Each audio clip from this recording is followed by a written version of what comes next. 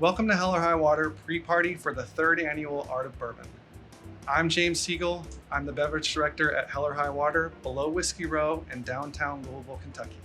The origin of the old fashioned goes back so far that it's hard to trust anyone who says they created it. In 1808, a newspaper was published with the word cocktail in it. A cocktail called for spirit, bitters, water, and sugar, which is the basis of the old fashioned. In 1862, American bartender Jerry Thomas came out with his guide, and he called his the whiskey cocktail. After Prohibition, the old fashioned evolved into what we know it as today, with the spirit of choice being mainly bourbon. Some people ask where the inspiration for Hell or High Water's name came from. Having survived the floods of 1937 and the fires of 2015, Whiskey Row has been through its trials and tribulations, hence the name Hell or High Water. Hell or High Water will offer up a special package for purchase for the Art of Bourbon. It will contain our signature drink, the calling card.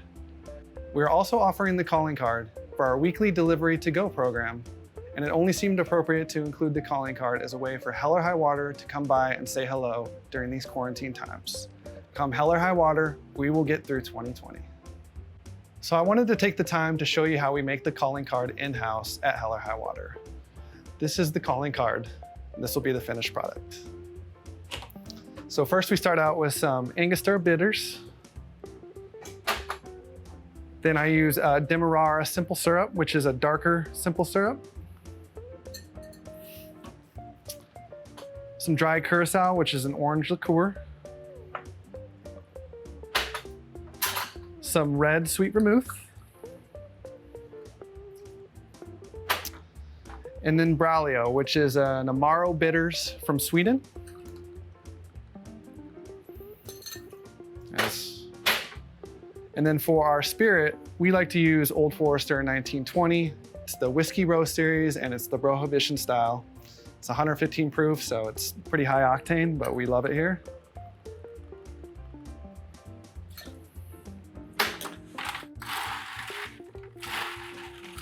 And that's nice.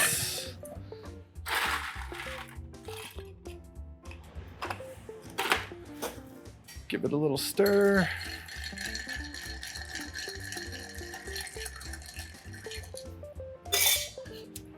Pour it into our glass.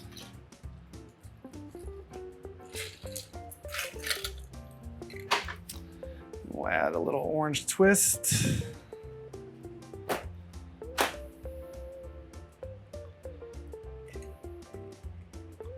And that's our calling card.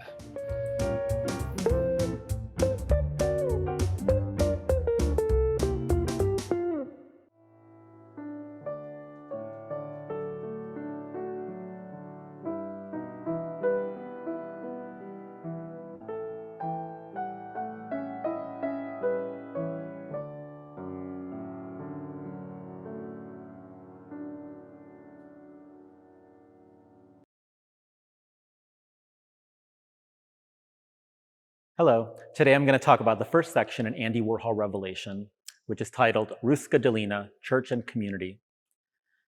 Andy Warhol was born in Pittsburgh, Pennsylvania in 1928 and grew up in the neighborhood known as the Ruska Dolina, also known as the Rusin Valley. The neighborhood was home to the Carpatho-Rusin community. The Carpatho-Rusins are a community without a homeland, which is based in modern-day Slovakia. Andy Warhol's family, the Warhola family, are from a small village called Makova, based in modern-day Slovakia. The Carpatho-Rusin people are a people without a homeland, and many of them settled in the Pittsburgh region in the early 20th century. Andy Warhol's mother, Julia Warhola, not only helped cultivate Warhol's religious side, but she also encouraged his artistic side.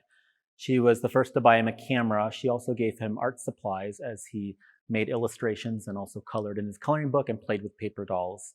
She herself was a self-taught artist.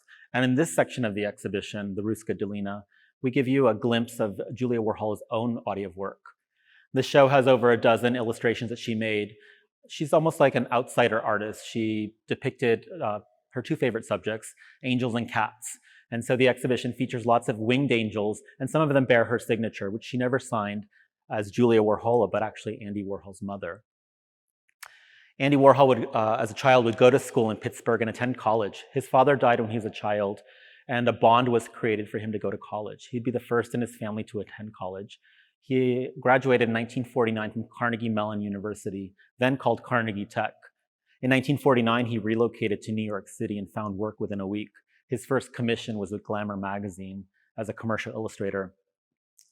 Julia Warhol would follow several years later and move in with him in 1952. She would live with Andy for about 20 years. And not only did she cook and clean and help Andy around the house, he actually put her to work on artistic commissions.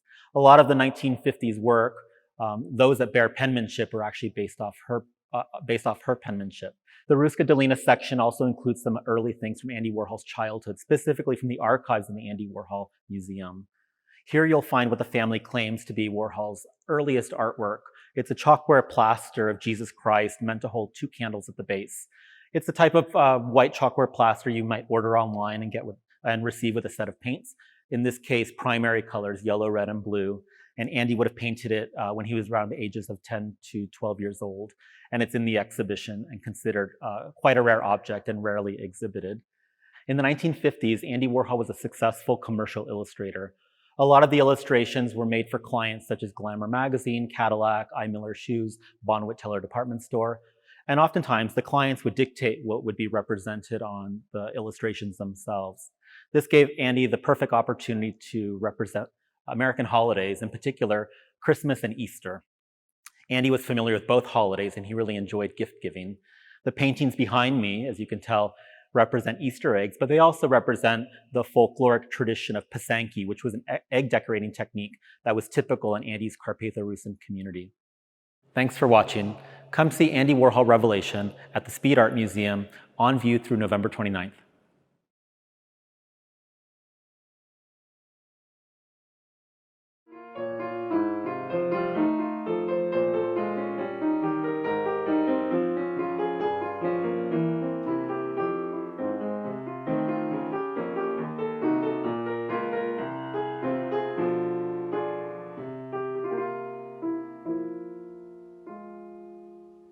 Hey, I'm Fred Minnick, and this is the Art of Bourbon. This is our 3rd year here at the Speed Museum, and what an incredible event it is.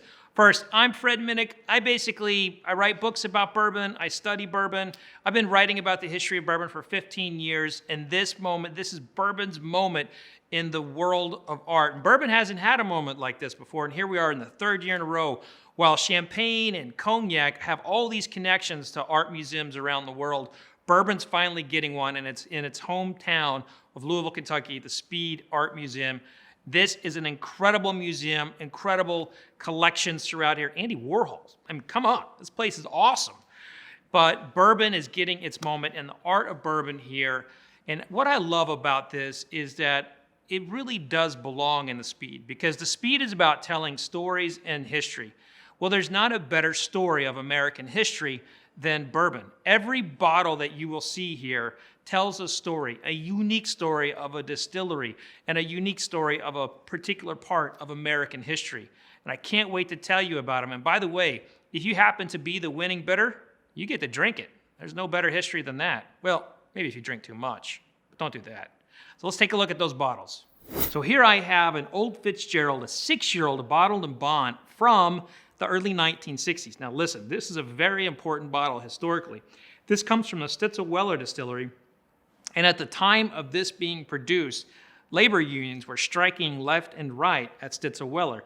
And it also happens to be at the time that Pappy Van Winkle leaves the distillery. So this is an iconic distillery, and this is an important bottling from that distillery that basically produces so much great wheated bourbon. Some of the best bourbon, some of the best whiskey in all the world came from Stitzel-Weller. And this one, it can be yours. So the Art of Bourbon does not just showcase like vintage, really old, rare stuff. There's also a lot of donations from the distilleries, and they like to, put their best stuff forward. And this is from a new distillery in Louisville called Rabbit Hole. This is the oldest product they've put out to date. A 6-year-old cast-strength rye. I've had it. It's good. Here we are with another Old Fitzgerald bottled in bond. This one is in a really fancy decanter. This is from the 1970s, and when this comes out, basically, bourbon is in the middle of losing a lot of market share to things like vodkas and gins and tequilas. And this was one of the premier products that came out in the 1970s. So this right here, this is bourbon fighting off the enemies in vodka. And here we have an old Taylor from the 1960s. Now here's an interesting fact about this, is that it's 86 proof. And I dare say that this is probably the best product, best series of products at 86 proof in bourbon history. This was coming from a parent company called National Distillers that no longer exists, but they were bottling their stuff at 86 proof, and there was nothing on the market that tasted with as much flavor as them at such a low proof. And to this day, there really hasn't been a product to come out in the bourbon scene, minus maybe Evan Williams Single Barrel, that has so much flavor at 86 proof. And so when you get this, you're tasting a little bit of bourbon history, and I'd appreciate it if you called me so I can have a dram with you. Cheers. So when we talk about Michter's, people always bring up the show Billions. And you know what? You'll see this being poured in about every other episode. It's a staple in that show. And the 25-year-old expression of Michter's has kind of become synonymous with rich guys on private jets. And the reason why is it's really hard to get and really, really friggin' expensive. So to even have an opportunity to bid on this particular bottle is an opportunity. But the fact is, if you don't get this one of only some, let's take a look here, one of only 360 bottles, if you don't get this one, you're probably not going to get a chance to buy another one because this is extremely rare. So good luck. And if you have a private plane, fly it down to Kentucky and pour one with me. I'm all right with that. But wear a mask on the way. So folks, I'm really excited about this. I just did a list of best bourbons of the century so far, the year 2000s, and these bottles made my list. Coming in at 23 were the Willett Family Estate bottlings. Let me tell you, these things, these barrel picks from Willett are off the charts amazing. Some of the finest distillate to come out of the 2000s right here. And you're gonna have an opportunity to get a trio here. We've got a 7-year-old, this is a single barrel, only 202 bottles out of this one. So that's one of 202 bottles of a 7-year-old single barrel. We got a rye whiskey, 6 years old, and only one of 168 bottles out of that barrel. And then last but not least, one that if you're a hunter, you know the one, the Eternal Optimist High Cotton. This is bottle 56 of 148. It's a 6-year-old, 129.4 proof. This one right here, I'm planning to bid on myself. This is going to be a great package, and this is a celebration of American whiskey and art right here.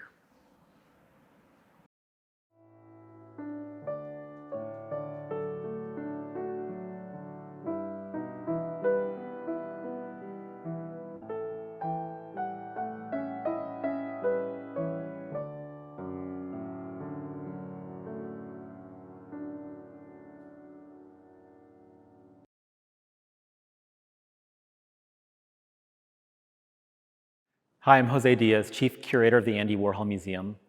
We're here today to see Andy Warhol Revelation on view at the Speed Art Museum from July 5th to November 29th. We find ourselves in the heart of the exhibition. Behind me, you can see Andy Warhol's Pink Last Supper from 1986. This is one of over 100 artworks depicting the narrative of the Last Supper. Andy Warhol was commissioned in 1984 to create a body of work of the Last Supper, the original made by Leonardo da Vinci. Warhol had a skill of taking the sacred and making it secular. And this section, including the one next to it in the exhibition, talks about Warhol choosing sacred imagery, but then making it for the masses. The Last Supper, for example, is part of our collective conscious. We all know what it is, whether we're Catholic or not. And within this section, we see Warhol visiting the Renaissance masters. The Renaissance masters, in my opinion, were the first rock star artists. We know their names, we know who their patrons were, and we still enjoy their artwork. Take, for example, the Mona Lisa. The Mona Lisa came to the United States for the first and only time in 1962. It went to Washington, D.C., and then to the Metropolitan Museum of Art in New York City. Jackie Kennedy was involved in negotiating the arrangement, And Andy Warhol actually saw the painting at the Metropolitan Museum of Art. In fact, he took the brochure, and from that brochure, he made a silkscreen and made his earliest versions of the Mona Lisa. The Mona Lisa and the Last Supper are examples of early works, Renaissance works, that modern and contemporary artists have used in their own creations, whether it's for comical purposes or whether making commentary that's specific to their own work. The Renaissance artists were like Andy. They were gravitating towards new technologies and to different disciplines. Andy Warhol, for example, he wasn't just a painter, he was a filmmaker, he was an author. In fact, he was even signed with a modeling agency in the 1980s. Andy Warhol also was not defined by medium. He silkscreened, he illustrated, he took photography. In fact, he recorded his whole daily surroundings with audio recordings and cameras. And like the Renaissance artists, he was interested in new technologies.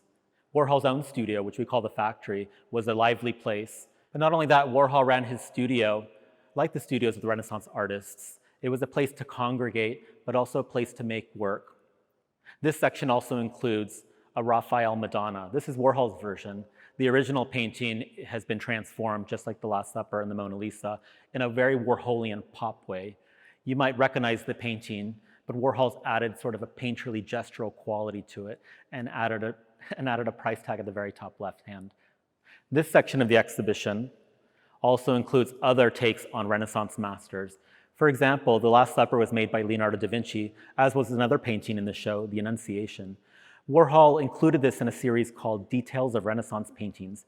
It's a series from the 1980s where Warhol takes historically well-known works, and then he crops the image the way you would do on your phone and isolates it to the most important moment.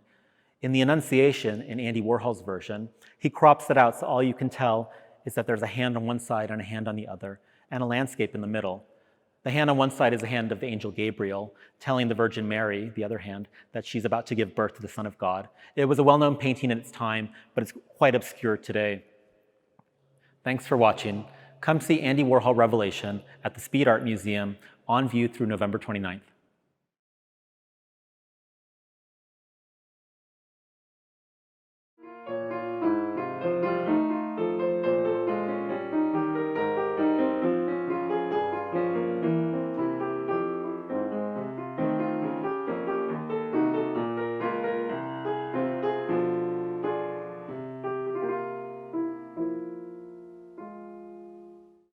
This is Stephen Riley, director of the Speed Art Museum, grateful for Fred Minnick's partnership in the Art of Bourbon and for his description of those incredible bottles. But not everything we're going to sell and auction tonight is a bottle of bourbon. In fact, not everything we're going to auction tonight is a consumable. And I want to share some of those remarkable offerings with you now. One of them is for the second time in a row, Rob Samuels and Maker's Mark Distillery have shared an incredible offering with us, which is not just a private select barrel of Maker's Mark, which Rob will join you to select on your own, and not just a meal custom made by the award-winning chef at Maker's Mark Distillery in Loretto. It includes an actual artwork by the world-famous glass art maker Dale Chihuly. Rob and Maker's Mark commissioned Dale Chihuly to inhabit all of Maker's Mark with a giant commission several years ago, and also commissioned some individual artworks and have been generous enough to share one of them with us tonight to the lucky winner and high bidder of the Private Select Barrel and Maker's Mark experience.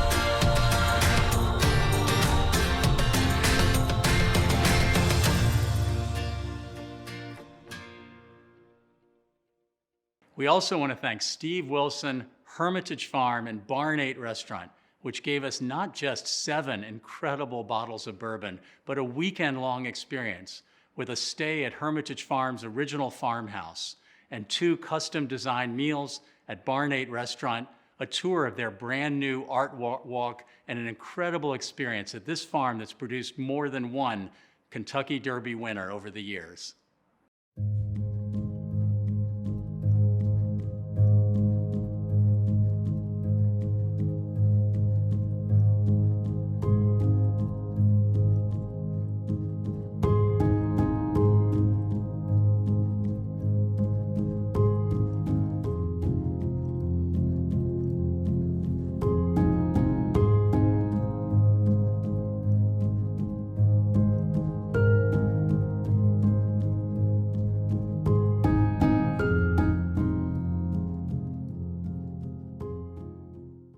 Another great experience is a visit down to Knob Creek Distillery, where you can private select one of their incredible barrels of rye. So I look forward to seeing who's going to win those experiences and the bottles as well. Thank you.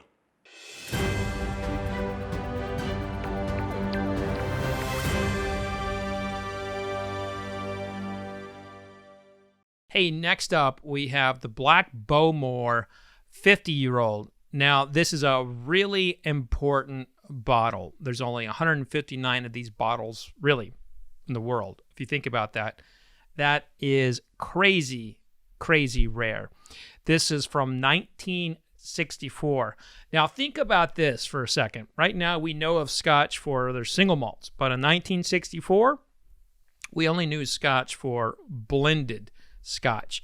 Now, there were single malts on the market, but they were not commonplace. So when this was distilled, when this was created, the liquid was likely earmarked to be put into a blend. And the fact that we have it here all to ourselves all these years later makes it all the more special. This is an incredibly rare release, and it's supposed to be complicated. I've not tasted it, but I've never had a Bowmore I didn't like. So good luck bidding on it. If you get it, call me. I wanna see if you would. If you get it, could you give me a pour? I don't think I can afford this one. Good luck.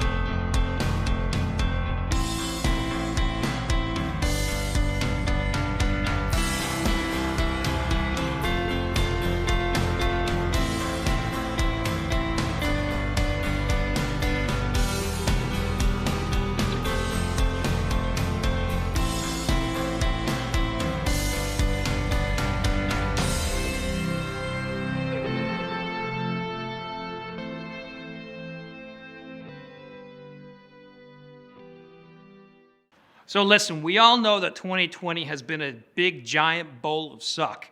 But the Art of Bourbon is something that's going to be able to bring you a little hope, a little love. And if you win one of these bottles, if you get one of these, man, your year is set. You're going to be able to taste history for at least, 72 consecutive days if you can stretch the bottle out. But if you're like me, the bottle may not last as long, or maybe you want to keep it for a special birthday down the road.